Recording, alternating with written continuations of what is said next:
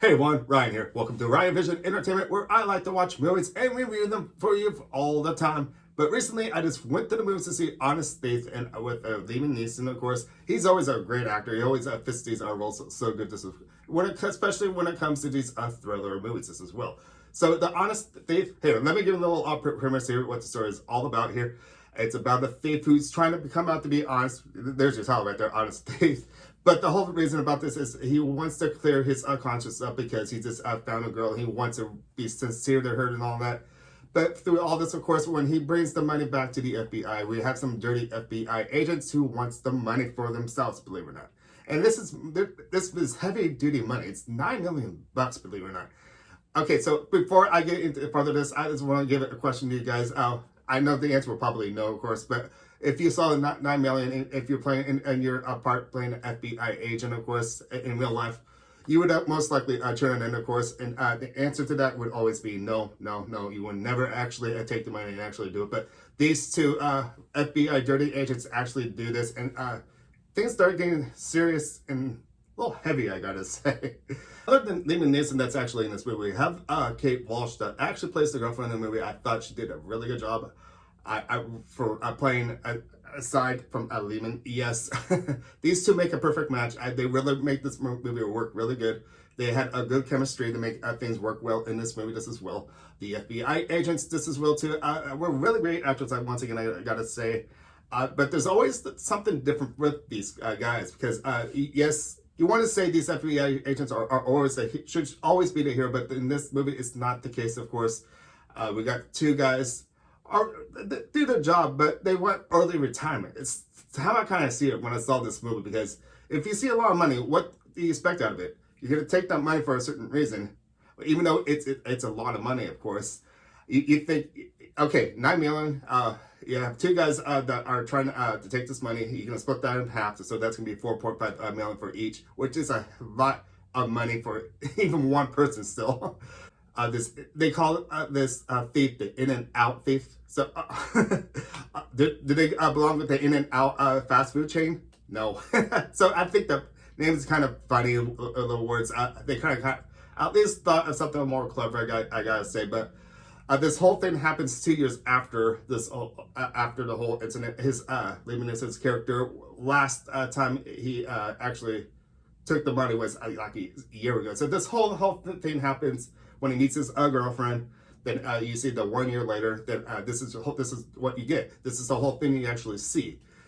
So this is really an interesting developing story, but it's about the story, the theme, in other words, is how this guy is really a nice guy. By me actually saying that, you got to check the movie yourself to see what I actually mean by those words.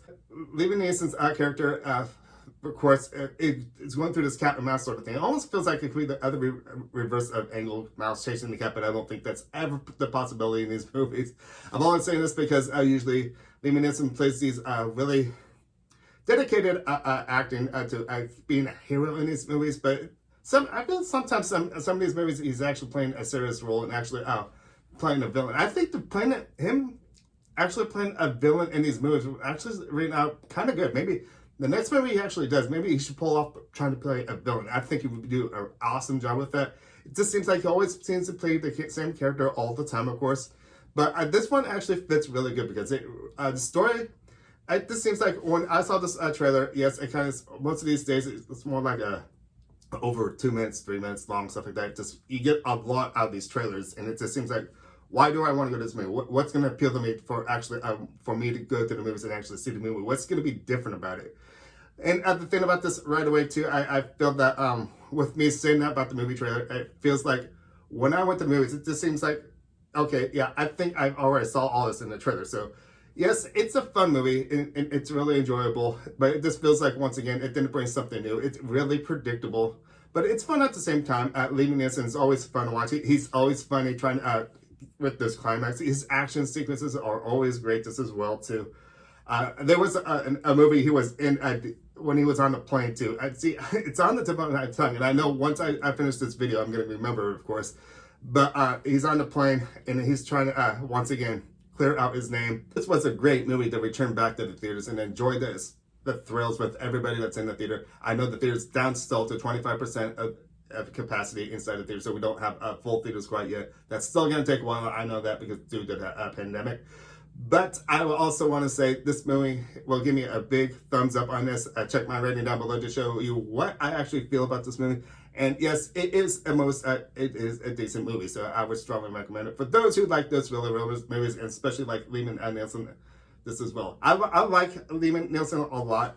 And I just, once again, what I was talking earlier, I just wish he would choose roles a little differently. I know he's great with these thrillers. He's great with these action movies.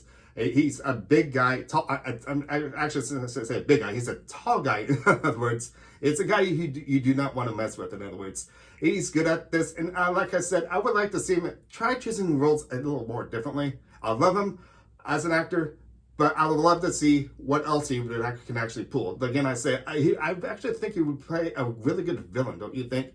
So with my question to you guys out there, for your moviegoers who are watching right now, okay, I want to leave a question for you guys. If you could actually feel Liam Neeson to play a villain, what kind of role would you actually think you would actually be good with? Outside of the role of playing a cop, because it seems like most of these movies he plays a cop, ex-cop, something like that. Well, think about that actually, because that's actually quite interesting to see Liam Neeson actually play that villain.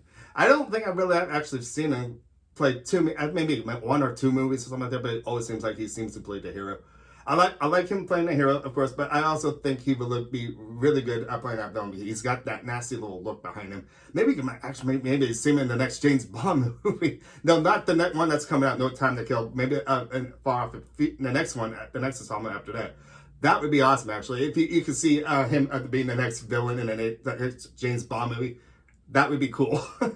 So I'm going to start wrapping things up saying, my name is Ryan. Thank you for watching. Make sure to give me this thumbs up, subscribe, and I'll see you at the movies next time. See you guys later. Bye.